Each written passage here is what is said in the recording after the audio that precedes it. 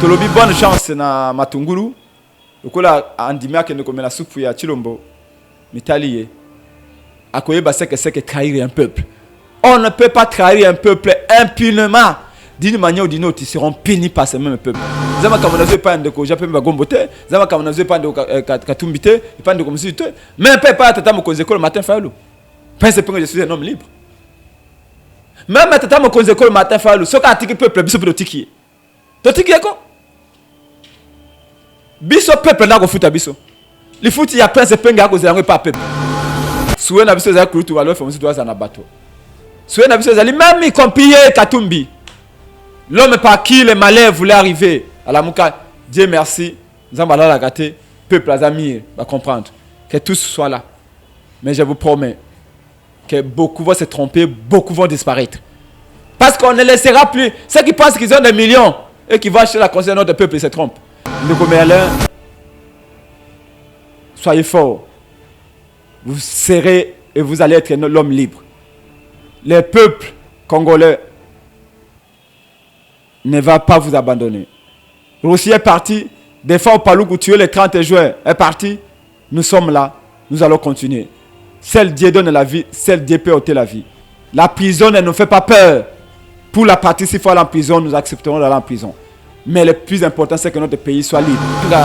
Katumbi tiro à caisse. C'est-à-dire que Natongo va fongoli bazu billet. Napoko va fongoli bazu billet. Moko va vonga tiro à boy billet sute.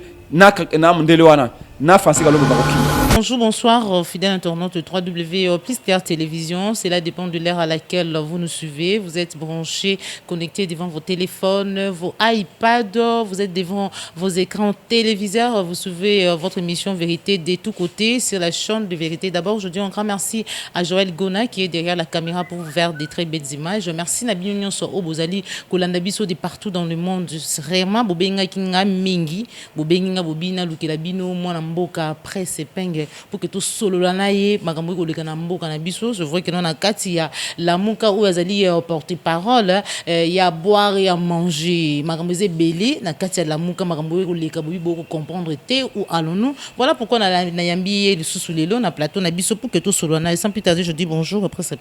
Bonjour madame. Bonne santé na yo d'abord. Très bien même ceux qui mboka za ko tambola mabe mais santé ezali malamu pe combat ezali ko continuer. Voilà, Boni Masolo, il y a une réunion où Azali coordinateur, et jusque-là, il y a la Mouka convoqué qui il faut, l'union soit faire une partie dans la Mouka, il y a réunion, il y a les 20, il y a tout, il y a madame, il faut, nana lobby qu'il faut. Nani akolobana tata mokonze ko le matin fallo qu'il faut que ne katanga nani ona. Mais vous blaguez ou quoi? Non. Il faut peut-être qu'on rappelle bien chaque fois que la Mouka est une plateforme. Coordonnateur de la Mouka, Tino Sika Wakubengaye Moïse Katumbi. Atikali, je crois, na 2 semaines. La Mouka est un candidat ou est président de la République. Père Azali, président de la République, est élu. Il s'appelle Martin Fayoulou Madite. Coordonnateur de la Mouka a convoqué réunion na Katanga pour na a passer la main comme on dit na oyo a remplacer pour na sanza misato mote sengela za lesika wane zalaki oyo a ko trahir biso awa Matungulu sika to kenda kotala nani oyo a ko remplacer Katumbi a tchaki réunion ya coordination de manière unilatérale. Ça veut dire français on est à mon c'est-à-dire que a décidé yemoko ça que tout na baninga na ye ça que tout na disponibilité ya baninga na ye sans que proposer bango date a décidé que yemoko que selon agenda na yemoko Katumbi que réunion que ça les 20 ba ninga na ye ya presidium ya lamuka ba lobi na ye te lolingo sali makambo ya limalamu te normalement yambo ya ko fixer réunion ya presidium et sengena nous yo proposer biso mokolo pentango maintenant biso tokotala ba agenda na biso ndesko to yokani mokolo réunion esengeli salama pe date réunion esengeli salama mais yo proposé le 20 juillet sans ko tuna ba programme na biso et ali malamu te esengeli ko zonga sima ngai nakoloba na kombo ya ngai moko prince penge lokola mokambi ya lingomba politique babengi ADD Congo lingomba mwana mboka Pierre Jacques Chalupa pe lokola moko ba communicateur ya lamuka biso ba communicateur ya lamuka to yali ba membre ya presidium te presidium yali ba kulutu na biso ye moko tata mokonzi ekolo Congo motauta kini na mitema ba congolais le 30 décembre 2018 mwana mboka Martin Fayulu mwana mboka Jean-Pierre Bemba Gombo mwana mboka Adolphe Muzito pena ndeko Katumbi ba ndeko mosusu ba proposer ba date mosusu tango ba FC ndeko Katumbi ete date wana moye yalité proposer date ya malamu comme ça de discuter yango il a proposé j'ai dit bien à proposer que ezala le 24 ba ninga ne peut ba FC ba le 24 et que c'est la moi Mobulu a proposé le 29 jusque là moi échange discussion échange yali ko sala malolenge ya ko pona date ya malamu po ete moto nyonso ala esika yowana oyebete mission ya liboso ya tata mokonzi ekolo Martin Fayulu ezali ya ko continuer ko allumer flamme wana ya ko continuer ko mobiliser ba congolais pour la libération ya Congo et donc ba réunion ele ka mingi te parce que wana e comme la distraction priorité na biso ezali ete ezala Kabila ezala Chilombo balongwa bango ba trahir volonté ya peuple. Donc réunion et kozala nango na date oyo OK il y a le 24 peut-être 24 on n'a pas compris que tango au même moment ndeko Katumbi a proposé je dis bien a proposé pas baninga na ye deuxième date wana le 24 baninga na ba pesi réponse te chez Ibo Kende akay na télévision à l'obio le 24 c'est maintenu c'est acté tout ça réunion le 24 tu vois ça fait un peu carnaval tout ça c'est pas propre hein voilà mais pona bato ba ko banga katanga no ebeti katanga ebembe ya nzoto ya tataki mbango yaki na katanga te nzoto ya Lumumba yaki na katanga te katanga mabela Congo nos pères les pères de l'indépendance nos aïeux les pères fondateurs du Congo ont versé les sang dans cette province là par rapport à la rumeur kotambola en tout cas mon mboka Martin Fayulu ko banga te reposance na ina katanga. Madame, Martin Fayulu peut avoir peur de tout sauf d'aller au Katanga. Bobo Sani peut être battu tout comme une mémoire courte. En pleine campagne, on a tiré sur lui au Katanga.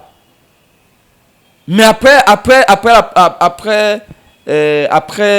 Ville à Lubumbashi, il avait tenu au Kaisu sur la province de Katanga. Même tant qu'on a Beni, tant qu'on a après campagne, tant qu'on a pour la vérité des urnes. Tant alunga Butembo azokende Beni ba benge na tongo ba bimwa na mboka Martin Fayulu ko ya wate na Beni ba ko beta masasi alobinga na ko kena Beni ba ko beta masasi bande ko nangai na ko banga te yango moni lelo bana ya Beni bana Minembo ba ko benga biso abi prince penge Fayulu iko wapi ngana ba Swahili bien te mais je qui comprendre que ngiko lo ba ete Fayulu azali wapi baza ko boma biso awa na ba Rwanda. Donc pour dire que Fayulu ne peut pas avoir peur du Katanga, Fayulu va mettre ses pieds au Katanga. C'est vrai que les risques zéro n'existent pas. Mais on ne peut pas avoir peur. Même les Kasaï, on ira. Voilà, principalement, vous allez communicateur, il y a la Mouka. Normalement, la présidium, après, moi, la Mouka, Moïse Katumbi, c'est la Freddy Matungulu. Mais comme il y a déjà ça, Kati Singambo, Moutouni, on a la coordination, il y a la Mouka. Nul n'est indispensable. Oui, Binzambe, na mayele na ye, na sagesse na ye, pe na bolingo na ye, na makasi na ye, na ngolu na ye, après par makambu, toujours na façon ils allaient bien, que les kao batu ba ko kanisa. Na la moni lokolo yali profession. Ndenza menda lingi batu ewana nyoso tuba longwa, bakende ko mela soupe. Et pas Chilombo. Mais combat continue na tata mokonzi ko Martin Fayulu. Combat continue de Adolphe Muzito. Baye baso balanga okende to solo baka ngola muke ezali état d'esprit. La mouka est allée égale vérité des urnes. Et vérité des urnes, même ceux qui vont se battre, vérité des urnes, combat à peuple, combat à siècle, ils allaient combat à génération d'abisso. Le monde bazar na combat à génération naie, tout le monde a li panda. Biso combat à génération d'abisso, que le peuple récupère son pouvoir, que le peuple s'approprie sa souveraineté. Parce que la souveraineté du peuple, nous ne voulons pas que ça reste au niveau des mots, mais que ce soit sur le plan réel, dans les actes. Et nous voulons reconquérir cette souveraineté. Et donc, tolobi bonne chance na Matungulu. Okola andimia ke ndeko mela supu ya Chilombo mitaliye. Akoye baseke seke trahir un peuple. On ne peut pas trahir un peuple impunément. D'une manière ou d'une autre, ils seront punis par ce même peuple. Madame, naoti okita sikawa toti wapi? Ngala ndeko nanga Michel Mangala. Toi na tourné à visiter ba comité de résistance partout. Bilile yali. Naoti ko pesa bande kono ya ma mission TV. Na ko pesa aisho koko yope awa zo bilili wano laksa lolenge to kende ba comité bisika nyos. Peuple a kola toujours failli le biso na yetino victoire. Bakenda na bango to pesa ba moka ko swa na ndeko Matungulu esika ya likuna ya lobi na préféré nanga bureau climatisé. Bitumba ya peuple wana o ya passe ya nzela failli nda bongi na yango. Ya okokana ete to sa ko boni. To ko sa ko boni ya lobi ngai Matungulu ngamuta ba bank. Ngai na koki mitumba ya moi ya nzela te. Ba marche boko sana failli ngai susute. Ngai na kanisa ke failli ko zebonga na ke na banque centrale. Lokola ba botole bokonzi nga na choisi oya azebonga na kimoyibi pourvu que anome ngai tala ta soni ta bosoto na âge wana babe na le poto âge canonique âge ya limemia âge ya honneur mais libanzi ceux qui a pembe lo bakaso loko tena mamboko ceux qui pense penge boko lo ba pense penge ko luka voiture mais pense penge auti na chango te atako na kenana kimbambala na ngai tango embouteillage za kiboye na tiki yango na zwi moto bakongole bakozanga na quartier 3 na bina ko kenda to ça peut manifester na ba maman ko le papa tala passe pense penge tala passe to boko libino to boti bino to tangisi bino na mbonga matembele mokolo nini ko ngeko longa na passe. Donc pour na que lelo on ne peut pas se permettre de tourner les dos à ces peuples. Vaut mieux mourir dans tous les cas. On n'a plus rien à perdre dans ce pays. Nous appartenons à une génération qui est qualifiée de génération sacrifiée. Qu'est-ce qu'on a encore à avoir peur? Le pays est occupé. Vaut mieux mourir libre que vivre et être otage de Kabila et de Kagame.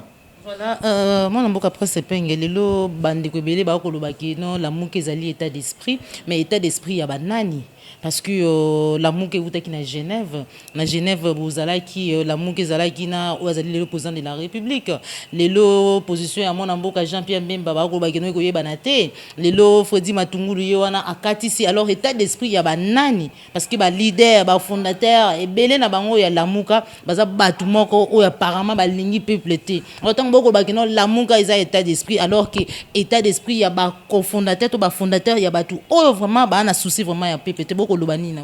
Ba leader rebelle à l'amuka ont manqué de lucidité et ont manqué de faire une bonne lecture de l'histoire politique du Congo, une bonne lecture des enjeux et du jeu politique actuel, une bonne lecture du paysage politique actuel. Quelque chose vient d'avoir lié, vient de naître avec l'élection du président Fayulu dans ce pays. Il y a eu un chamboulement, il y a eu un éboulement. Les gens ne comprennent pas que la configuration politique est totalement autre. Moi, je parle, je suis un homme de terrain. Je ne suis pas un homme des médias. Je suis un homme de terrain. Je vous dis qu'il y a un dans quartier 3. Tu vas continuer pour ce qu'on a fait en semaine, tu vas qu'il y a une circoncision. Sinon, l'intérieur, tant que tu as un moyen, tu as un intérieur.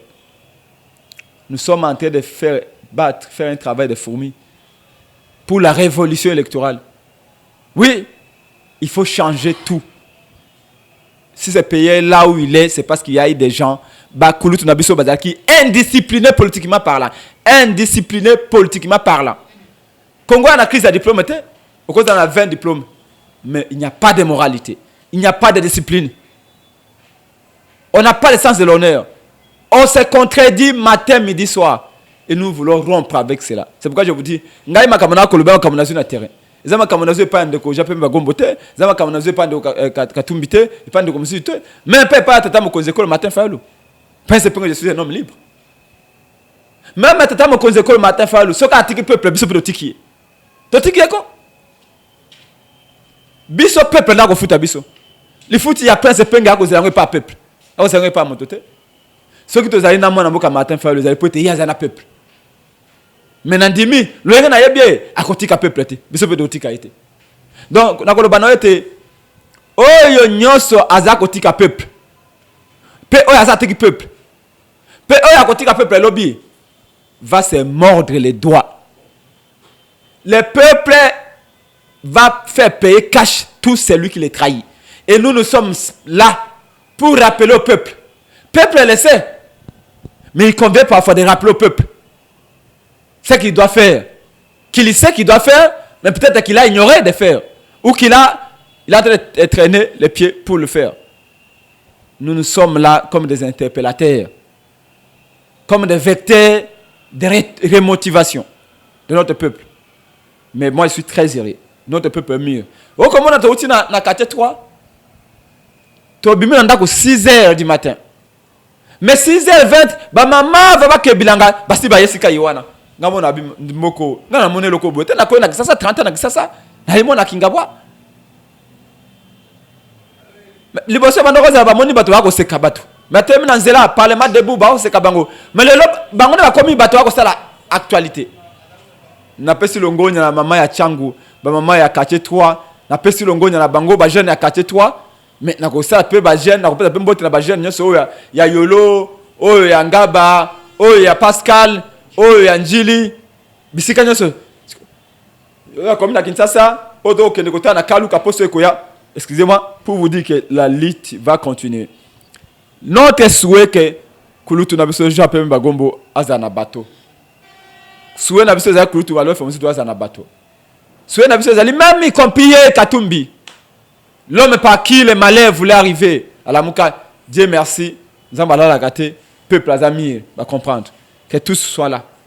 Mais je vous promets que beaucoup vont se tromper, beaucoup vont disparaître.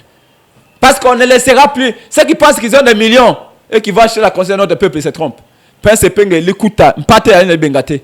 Maintenant maloba, penangolu en Zambie, pena soutien à peuple, toko prouver bango le contraire sur le terrain. Combien ils ont sur le terrain? Combien on a parlement? Oh, on a parlement. Kabila 380 députés. Combien on a parlement? Ngakuna taka suba débat parlement. Distraction. Bazaka entériné exploitation à Congo par le Rwanda. Bazali ka entériné complot à Félix, na Kabila, na Kagame. Il n'y a rien là-bas. Toutes les institutions sont illégitimes. Les combats, c'est avec le peuple. Et c'est là d'où nous venons. Donc, moi, je suis fier de ce peuple-là, mais je vous donne ma parole et vous m'appellerez un jour pour réagir dans votre émission. Tout celui qui trahit le peuple va le payer cash. Tout celui qui va en dehors de vérité des urnes, le peuple va le lui rappeler. Et ils vont le payer cash. Au moins, c'est quoi? Toko yoka, oh, pona ni bako volande okatumbi na ba meeting nyoso ya président Fayulu. Pona ni komba de okatumbi peuple ni koyoka ngote même na meeting ya Bemba, peuple a boy komba ya Katumbi. C'est que ça biso bato ko ba wolola. Non. Bo finga peuple te. Peuple même ça na conscience. Ana capacité cognitive ya comprendre ete ndeko Katumbi abungi nzela, to azongi na nzela. Bakasi ete peuple aveugle. Donc 80 millions bato oyo pona basali kambo fa Fayulu ayebisa bango. Pona basali kambo il faut prince pengalo bana bango. Respectez un peu ces peuples. Vous l'avez appauvri, vous l'avez tué, vous l'avez assassiné, vous l'avez violé, vous l'avez chosifié, vous l'avez paupérisé.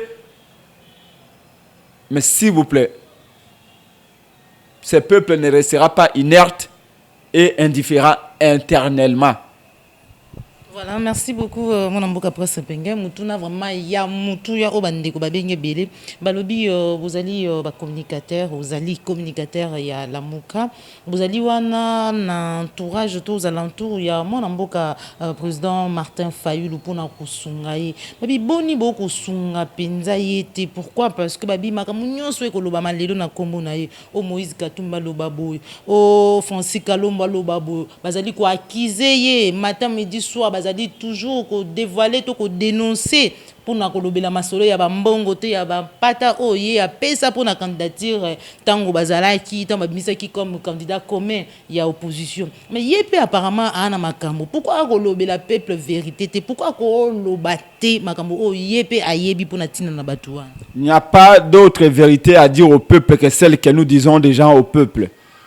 Le problème c'est que vous avez une certaine aversion, vous éprouvez une certaine aversion contre la vérité. La vérité fait peur au Congo, y compris dans votre microcosme, à vous les journalistes. Quand nous disons que Félix a été nommé à 2h du matin à Kingakat, vous dites tribalisme. Quand nous vous disons que quand Félix était en train de signer, devant Kabila à 2h du matin à Kingakat, l'accord avec Kabila devant les généraux, vous dites oh tribalisme, vous avez de la haine. Et vous êtes en train de relayer sans le vouloir, sans le savoir, probablement, les discours fabriqués à Kingakati par Kabila. Cette affaire de tribalisme. Nous sommes tous au Congo, on a toujours vécu ensemble. Depuis la politique initiée par M. Mobutu, de la territoriale des non-originaires, tout le monde a beaucoup, dans la province, qu'on a gouverné la province, qu'on a administré le territoire de la province. Descendant de Lumumba. Lumumba vit là, il la politique, peut a pas fouki na politique vila Kisangani azaki mutu Kisangani tala Martin Fayulu na tango maponomi tala na Butembo tala na Goma tala na Beni o kanse ya obi mwana o mutolu na yeba bakunde sika yiwana azali moto ya utama kuna. De quoi on parle? Il n'y a rien à cacher. Le président élu était bien formé, était bien éduqué. Et par-dessus tout, ce qui peuple, ça qui choisit pas Fayulu, ce n'est pas un choix, ce n'est pas un hasard. Ce n'est pas un hasard. Ce n'est pas un ensemble vide. C'était un bon choix, un choix de raison, un choix rationnel, un choix, je dirais, presque cartésien. Pour dire que, biso, tu rappelles la vérité. Tango Katumbi a cueilli les banda, tu rappelles Zonga Nassima. Babi qui aime bien chanter bien. Mais Katumbi il a comprendre que le peuple a interpellé Ngana Zonga. Il a commis le bon Fayulu Mutua ko linga ko ministère mabe. Nana bolobaki makambo ya tata mokonzi ko Congo Martin Fayulu azali Camerounais. Kaka Fudi Rwanda aza pembeni ya ndeko Katumbi. Katumbi azali mal conseillé, azali mal entouré. Mokola ko kanga robinet ezala Francis Kalombo, ezala Mundele wana. Aza pembeni na ye.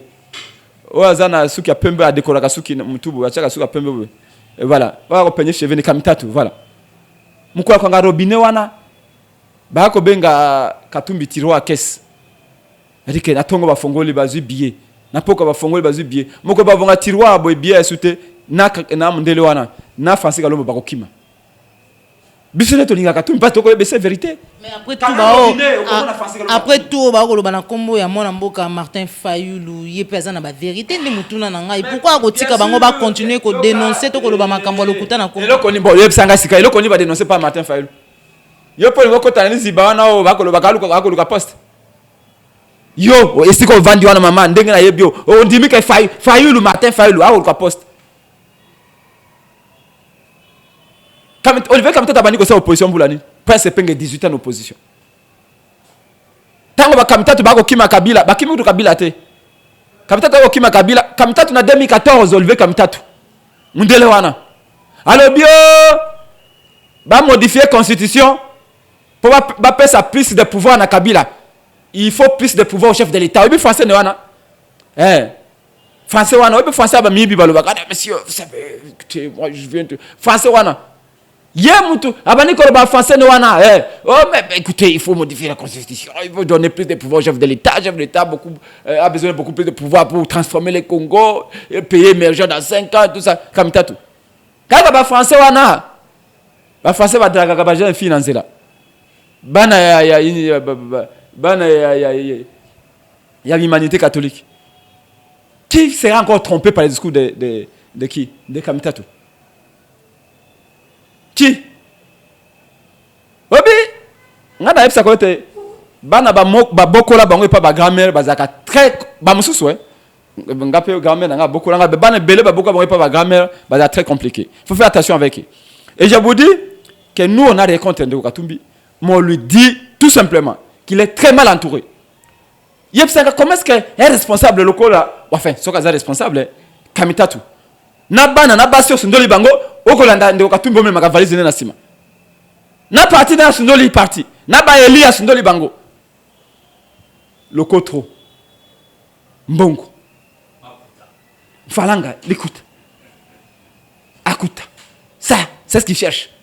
Mosolo, c'est tout ça. Motivation au capitaine derrière Katumbi, c'est ça. Conseil n'a pas de Katumbi à Malam. Salomon scandale là, avant de poser conseil à Malam, bah ça tout bas écarté. Alors, tu vois que l'exatana, yo moninga na utina terrain, maman, na ko l'exatana ko répondre Kalumbo. Ah na kisa sawa. Bilenga ide pesa ba ko zela iba bi français Kalumbo ya awa. Hein? Obi ba ton susu ba. Bilenga ide pesa ba obi ka mutwana ba lokaye. Village mo mesangani boy ba papa na bango mwana no to lokie. Oh, na problème. Sai. Oh, village mo mbasa de nyobo yoke papa mwana na o. Biso village nyos na Chiluba to lokie. Sala ni kuna problème. Kende koyoka. Mutako finga ba kulutu. Ba villageois ba doyen villageois ko finga bango. Ba lokie, ba chef coutumier tu akasa ba vandi bo ba lokie ba ke mo papa ne papa. Mon mwana na to lokie. Balobi moto yo bakoko balakisa mo sapi. Suka seli kamate. Donc vraiment c'est la dernière fois tuna ngai outi na terrain lobby kuna le lot za les 16. Si je m'abuse pas. Si ma mémoire ne me trahit pas, nous sommes le 16 juillet 2019. Mukula mardi. J'ai dit to na terrain vendredi to kozela meeting et qu'il y a les 4 tout là que na Congo que Farafa Tata Mokonze ko le matin faire un peuple. Fait la dit peuple payer bien. Moi je me souviens encore en 2015 quand on a la pétition Malmal dégage, touche pas ma constitution, touche pas mon article 220.